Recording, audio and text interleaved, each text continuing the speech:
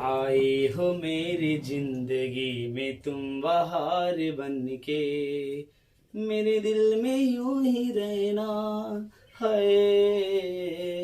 मेरे दिल में यूं ही रहना, तुम प्यारे प्यारे बन के आए हो मेरी जिंदगी तुम बहार बन के।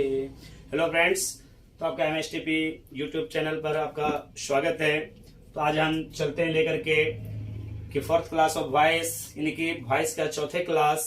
तो हमने अगले वीडियो में यानी कि बताए थे कि पास्ट टेंस का ऑल टाइप्स में वॉइस का। तो आज हम चलेंगे फ्यूचर टेंस का ऑल टाइप्स। तो आप जरूर है कि वीडियो को ध्यान से देखेंगे और लाइक एंड सब्सक्राइब जरूर करेंगे। तो हम सबसे पहले देखेंगे फ्रेंड्स कि हमारे फ्यूचर टेंस का सबसे पहला हमारा फ्यूचर टेंस जो है future indefinite tense. Future indefinite tense. तो फ्यूचर इंडेफिनिट टेंस का जो फ्रेंड्स है, तो सबसे पहले इसका स्ट्रक्चर जानेंगे।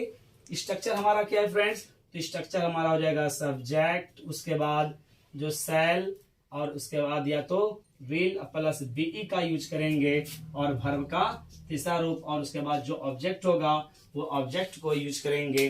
तो एक्चुअली अब ये जानना है कि सबसे पहले कि सेल और विल किसके साथ यूज करेंगे। तो सेल और विल का जो यूज हम करेंगे, सेल करेंगे आई और वी के साथ में सेल करेंगे, और वहां के जो बचेंगे उसके सभी के साथ में हम विल का यूज करेंगे। अगर नहीं फ्रेंड्स, अगर समझ में आती है तो हम साइड में लिख देते हैं कि आई और वी के साथ में सेल लगाएंगे, और बाकी जो बचा कौन, यू, दे, हे, से, नेम, ये सभी के साथ में फ्रेंड्स विल का यूज करेंगे, एक भी गलती ना होगा। तो अब देखेंगे फ्रेंड्स, इसका एग्जांपल हम देते हैं इस टेंस का।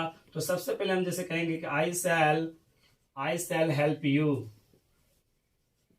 आई शैल हेल्प यू। अब फ्रेंड्स देखेंगे कि यू हमारा क्या है, ऑब्जेक्ट है। ऑब्जेक्ट को क्या बनाएंगे, सब्जेक्ट। यू का सब्जेक्ट क्या होता है, यू ही होता है, तो यू लिख देंगे। उसके बाद सेल या विल, तो यू के साथ हम जानते हैं कि विल का यूज होता है, तो विल डाल देंगे। और बी है तो बी डाल देंगे। B3 वर्ब क्या, हेल्प। हेल्प का तीसरा रूप क्या होता है, हेल्प्ड होता है, तो हेल्प लिख देंगे।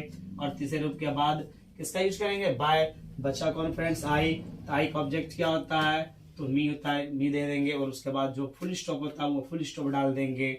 नेक्स्ट और जैसे देखते हैं कि से विल टीच यू, से विल टीच यू। तो अब देखें फ्रेंड्स, इसमें क्या है, यू। तो यू का ये हमारा ऑब्जेक्ट, लेकिन इसका सब्जेक्ट क्या होगा, तो ये हमारा इसका सब्जेक्ट यानी कि यू ही होगा। तो यू डाल देंगे। तो यू के साथ क्या लगेगा फ्रेंड्स, सेल या विल, तो विल लगा देंगे, विल डाल देंगे। बी तो बी डाल देंगे। उसके बाद B3 वर्ब क्या है, टीच। तो टीच का तीसरा रूप क्या होता है फ्रेंड्स, टाउट होता है, टाउट ले देंगे। और उसके बाद क्या, बाय। बचा कौन, सी। तो सी का ऑब्जेक्ट क्या होता है, हर होता है, तो हर लिख देंगे फ्रेंड्स। और दूसरे जैसे कहेंगे कि he will do it, he will do it। तो he will do it, इसमें फ्रेंड्स क्या दिख रहा है, इट। तो इट का ऑब्जेक्ट क्या होता है, इट होता है, तो इट डाल देंगे। इट के साथ क्या लगेगा, विल ही लगेगा, तो विल डाल देंगे। उसके बाद क्या है, बी, तो बी डाल देंगे। उसके बाद क्या है, V3 वर्ब क्या है, डू। तो डू का तीसरा रूप फ्रेंड्स क्या होगा, डन। जैसे तीसरा रूप के बाद किसका प्रयोग, बाय। बचा कौन, ही। तो ही का ऑब्जेक्ट क्या होता है फ्रेंड्स, हिम होता है, तो हिम लिख देंगे। अगर नहीं समझे हैं तो और मैं एग्जांपल आपको मैं दे रहा हूं। जैसे कहेंगे they will help us, they will help us. तो अब देखें अस, तो अस हमारा जो फ्रेंड्स है, तो अस किसका है, तो वी का ऑब्जेक्ट है। वी का ऑब्जेक्ट इधर आएंगे सब्जेक्ट में, तो क्या हो जाएगा, वी। तो वी के साथ क्या फ्रेंड्स लगता है, सेल, तो सेल लिख देंगे। उसके बाद क्या होता है, बी, तो बी यूज करेंगे। उसके बाद V3 वर्ब क्या, हेल्प। हेल्प का तीसरा रूप क्या होता है, हेल्प्ड होता है, तो हेल्प लिख देंगे। और बाय बचा कौन, दे। तो दे का ऑब्जेक्ट क्या होगा फ्रेंड्स, तो दे का ऑब्जेक्ट हम जानते हैं किसका, देम होता है, तो देम यानी के लिख देंगे। आप बिल्कुल समझ जाएंगे। और ये तरीका से, इस तरीका से ट्रिक्स के साथ मैं बताते चलूंगा। तो फ्रेंड्स देखेंगे कि फ्यूचर, अब सेकेंड हमारा फ्यूचर क्या ही है कि फ्यूचर इम्परफेक्ट टेंस। तो फ्यूचर इम्परफेक्ट टेंस का जो स्ट्रक्चर होगा फ्रेंड्स, ये हो जाएगा हमारा सब्जेक्ट प्लस सेल या will plus be plus being plus V3 plus object का यूज करेंगे। तो सबसे पहले देखेंगे फ्रेंड्स, सेम वैसे ही है लेकिन हल्का सा अंतर है कि सब्जेक्ट प्लस सेल या विल जिसका यूज होगा, उसके बाद बी, उसके बाद बीइंग, उसके बाद V3 है और उसके बाद ऑब्जेक्ट है तो ऑब्जेक्ट को डाल देंगे। अब देखेंगे इसका फ्रेंड्स कैसे हम एग्जाम्पल के जरिए हम बता रहे हैं। एग्जाम्पल जैसे हम कहेंगे कि Sita will be helping her. तो अब फ्रेंड्स इसमें देखेंगे कि हर हमारा क्या बन जाएगा, ये ऑब्जेक्ट है लेकिन ये क्या बन जाएगा, सब्जेक्ट बन जाएगा। तो हर किसका होता है, सी, तो सी लिख देंगे। सी के साथ क्या होता है, विल होता है तो विल लगा देंगे। उसके बाद क्या है, बी, तो बी डाल देंगे। उसके बाद क्या है फ्रेंड्स, बीइंग, तो बीइंग डाल देंगे। उसके बाद V3 वर्ब क्या है, हेल्प, तो हेल्प का तीसरा रूप क्या होता है, हेल्प होता है, हेल्प लिख देंगे। और बाय बचा कौन, सीता, तो नेम होता है तो नेम का यूनिक ऑब्जेक्ट नेम ही होता है। और दूसरा जैसे एग्जांपल कहेंगे कि I shall be writing the novel. अब बताएंगे फ्रेंड्स कि इसमें सब्जेक्ट क्या होगा, दी नॉवेल, तो क्या लिखेंगे, दी नॉवेल लिख देंगे, दी नॉवेल। उसके बाद क्या इसके साथ लगेगा, विल, तो विल देंगे। उसके बाद क्या है, बी, तो बी डाल देंगे। उसके बाद बीइंग है तो बीइंग लिखेंगे, बीइंग लिख देंगे। उसके बाद क्या है, V3 राइटिंग है तो राइटिंग का V3 क्या होता है फ्रेंड्स, तो रिटर्न होता है तो रिटर्न लिख देंगे। उसके बाद तीसरे रूप के बाद बाय, बचा कौन, आई, तो आई का ऑब्जेक्ट क्या होता है फ्रेंड्स, मी होता है, तो यहाँ मी आपको डाल देना है। फिर जैसे हम कहेंगे आगे नेक्स्ट कि जैसे they will be playing football. अब बताएंगे फ्रेंड्स किसका ये क्या होगा, तो इसमें सबसे पहले क्या हमारा होगा, तो फुटबॉल, तो लिख देंगे हम फुटबॉल, तो फुटबॉल लिख देंगे। उसके बाद क्या होगा, विल, तो विल लगा देंगे। उसके साथ क्या होगा, बी, उसके बाद फिर हो जाएगा बीइंग, V3 वर्ब क्या, प्ले, तो प्ले का तीसरा रूप क्या होता है फ्रेंड्स, तो प्लेड होता है, तो प्लेड लिख देंगे। और बाय, प्लेड तीसरे के बाद बाय, बचा कौन, दे, तो दे का क्या फ्रेंड्स होता है, दे का ऑब्जेक्ट यानी कि देम हो जाएगा, तो देम यानी एक्चुअली लिख देंगे। अगर नहीं समझे और फ्रेंड्स तो और मैं दे रहा हूं जैसे कि वी शैल बी टीचिंग हर। तो अब बताएंगे फ्रेंड्स, हर है, हर का सब्जेक्ट क्या होगा, तो हर का सब्जेक्ट सी होता है तो सी लिख देंगे। सी के साथ क्या लगाएंगे, विल, तो विल डाल देंगे। उसके बाद क्या होगा, बी, तो बी डाल देंगे। बीइंग, फिर उसके बाद बीइंग है तो बीइंग डालेंगे। उसके बाद क्या है, V3 वर्ब क्या है, टीचिंग का तीसरा रूप क्या होता है, टॉट, तो टॉट ले देंगे। और जैसे तीसरे रूप के बाद किसका प्रयोग करते हैं, बाय, तो बाय का यूज करेंगे। उसके बाद वी, तो वी का ऑब्जेक्ट क्या होता है, अस होता है, तो फ्रेंड्स वी का अस लिख देंगे। और ये हमारा यानी किसका, फ्यूचर परफेक्ट टेंस या तो फ्यूचर कंटिन्यूअस टेंस, दोनों एक ही होता है फ्रेंड्स, इसमें कंफ्यूज ना होंगे। एक्चुअली बहुत सारे ऐसे सब स्टूडेंट होते हैं जो कंफ्यूज होता है कि फ्यूचर इम्परफेक्ट टेंस आप पढ़ा रहे हैं सर, और बहुत सारे बुक में देखते हैं या कहीं भी देखते हैं कि फ्यूचर कंटिन्यूअस टेंस लिखा रहता है, तो उससे कोई इफेक्ट नहीं है, दोनों सेम ही चीज है।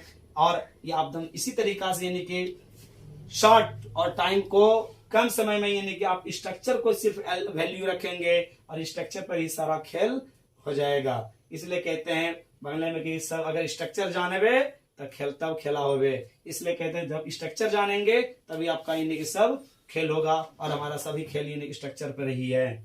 तो नेक्स्ट फ्रेंड्स देखेंगे हम थर्ड यानी कि फ्यूचर परफेक्ट टेंस। तो फ्यूचर परफेक्ट टेंस का जो स्ट्रक्चर होगा वो देखेंगे कि फ्यूचर परफेक्ट टेंस का स्ट्रक्चर सब्जेक्ट प्लस शैल या will plus have plus being plus V3 और उसके बाद जो ऑब्जेक्ट होगा वो ऑब्जेक्ट लेंगे फ्रेंड्स। तो subject plus shell will plus have, उसके बाद बीन, उसके बाद V3, तब उसके बाद जो ऑब्जेक्ट होगी वो ऑब्जेक्ट आप देंगे। तो एग्जाम्पल के तौर पे देखेंगे आप किस प्रकार से एकदम यूं ही बन जाएगा, देखते ही देखते। एग्जाम्पल में जैसे कहेंगे आई शैल हैव फिनिश्ड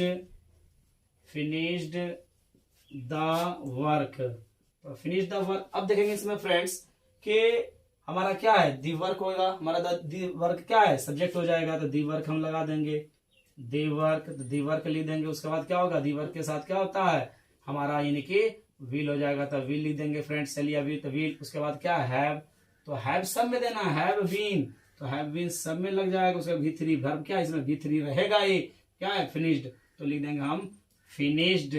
उसके बाद तीसरे रूप के बाद क्या बचा, उसके बाद लिखते हैं बाय, बचा कौन, आई। तो आई का ऑब्जेक्ट क्या होता है फ्रेंड्स, तो मी होता है, तो मी डाल देना है।